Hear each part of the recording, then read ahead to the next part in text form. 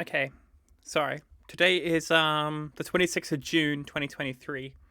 It's been um 138 days since I started HRT, which is about 4 months and 18 days.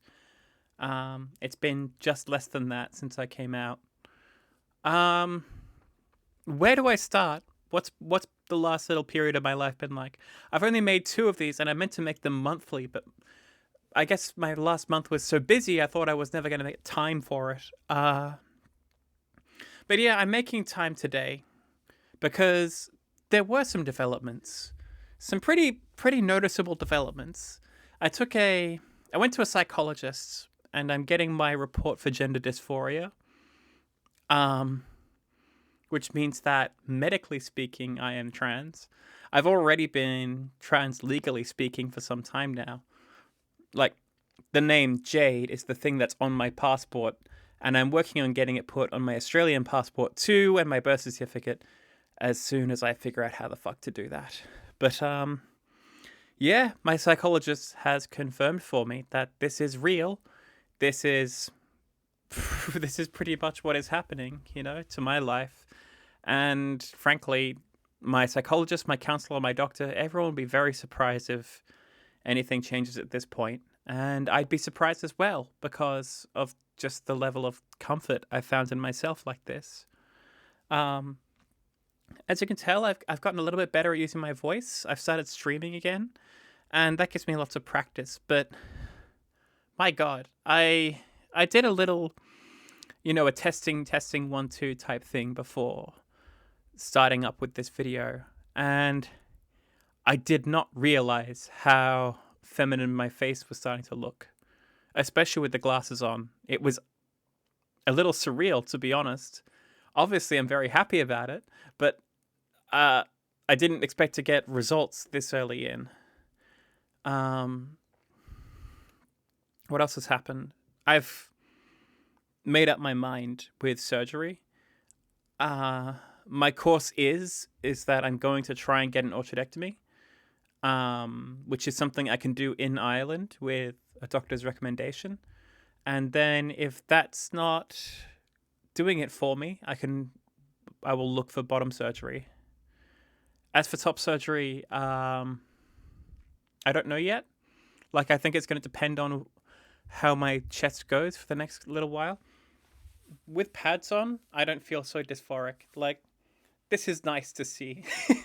I wish they were all me, but nope, only part of them is. But having said that, like, there was a moment where I kind of looked down at my chest the other day, not wearing pads, I was wearing a sports bra, and I kind of saw my chest, myself. And it's hard to describe, but I felt like I needed to see that to feel complete. What else have I learned recently? I've learned that I've learned that on top of being trans, that there's actually a lot of trauma in my life as well. And maybe this is something which warrants its own video. But I was talking with Kay, and there's incidents I've had in my life which I describe as nervous breakdowns. And that's not a medical term to say a nervous breakdown. That's just a colloquial thing that, lay people say. But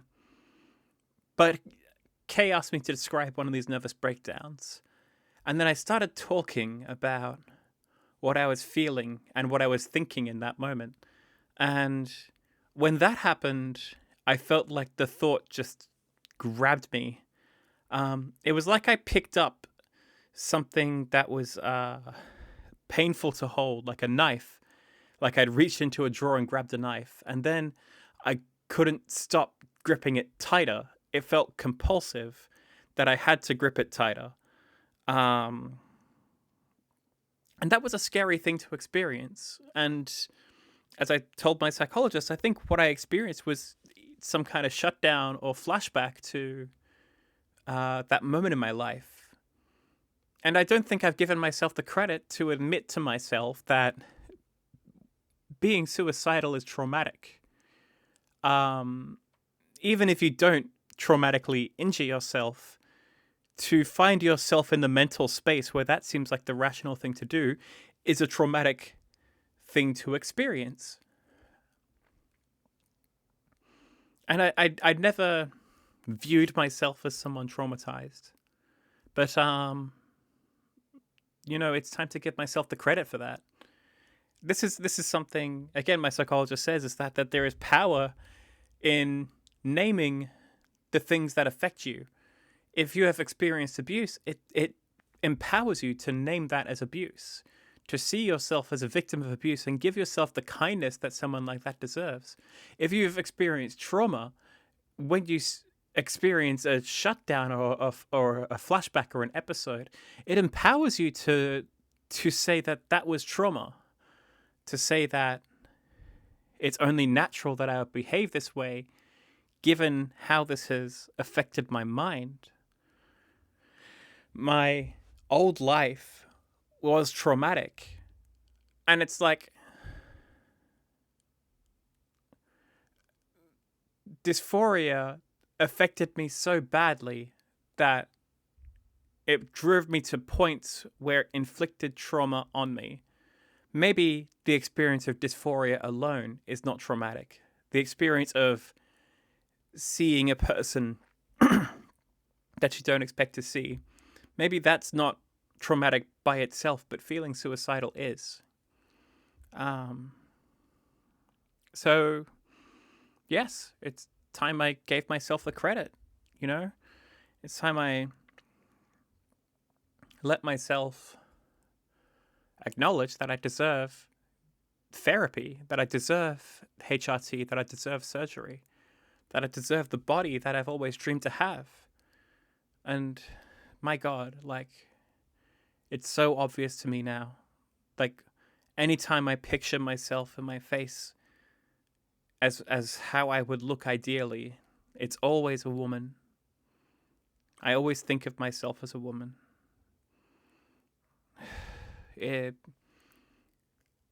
I'm sorry to give you all an unexpectedly hard diary update, but this is what psychology has unlocked for me. It's both unlocked the capacity for me to go and get surgery, but it's also unlocked this awareness of myself that, in fact, that there is a lot more going on with me, a lot more problems that I have than just dysphoria. And frankly, while being trans has fixed a lot of my problems, it has not fixed all of them. The trauma is not going to go away by itself, and I don't know how to expunge it. I don't know how to address it. It just is.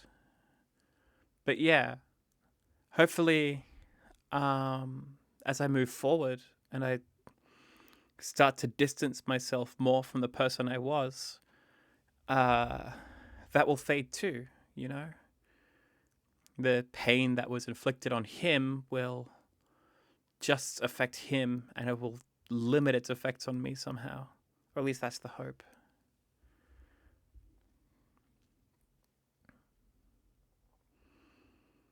Well, sorry to give you a hard one, but this has been my 4.5 month update.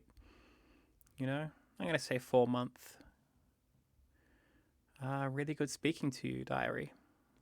Cheers.